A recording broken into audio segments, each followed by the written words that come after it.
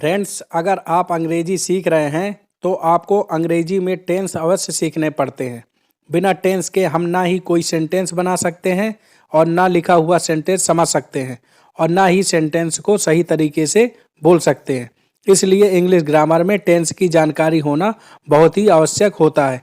Tense को step by step सीखने के लिए आपको टेंस की डेफिनेशंस, टेंस के टाइप्स और टेंस का प्रयोग आदि का ज्ञान होना बहुत ही आवश्यक है। वाक्यों को शुद्ध रूप से बोलना व लिखना सीखना चाहते हैं तो आप टेंस को अवश्य सीखें। टेंस शब्द लैटिन भाषा के टेम्पस से बना है, जिसका अर्थ टाइम यानी कि समय या काल होता है। टेंस की हिंदी और इंग्लिश में डेफिनेशन भी समझ लेते हैं। टेंस क्रिया का वह रूप है जो किसी कार्य या घटना के समय और उस कार्य या घटना की दशा को व्यक्त करता है। अब हम टेंस की इंग्लिश में भी डेफिनेशन पढ़ लेते हैं। Tense is the form of a verb that expresses the time of an action or event and the condition of that action or event. Tense को और भी अच्छी तरह समझते हैं। टेंस से यह पता चलता है कि कोई कार्य या घटना का समय व दशा क्या है। वह कार्य या घटना वर्तमान का है, बीते हुए समय का है या आने वाले भविष्य का है। टेंस में क्रिया अपना रूप काल के अनुसार बदलती है। अब हम काइंड्स ऑफ टेंसेस यानी कि टेंस के प्रकार के बारे में पढ़ेंगे। इंग्लिश में टेंस 3 प्रकार के होते हैं: प्रेजेंट टेंस वर्तमान काल, पास्ट टेंस भूतकाल, फ्यूचर टेंस भविष्यकाल।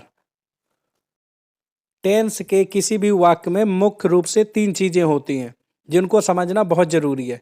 सब्जेक्ट, जिसको हिंदी में कर्ता कहा जाता है, वर्ब, जिसको हिंदी में क्रिया कहा जाता है, और ऑब्जेक्ट यानी कि कर्म।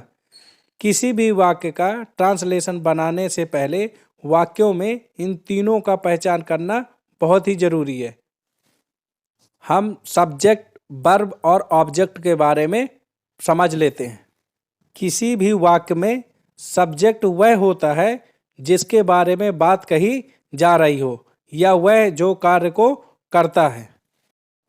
वाक्य में वर्ब या क्रिया उस काम को ही कहते हैं जो किया जाता है।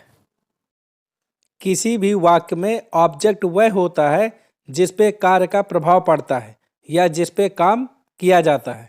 सब्जेक्ट, वर्ब और ऑब्जेक्ट को हम एग्जाम्पल्स के द्वारा अच्छी तरह समझते हैं।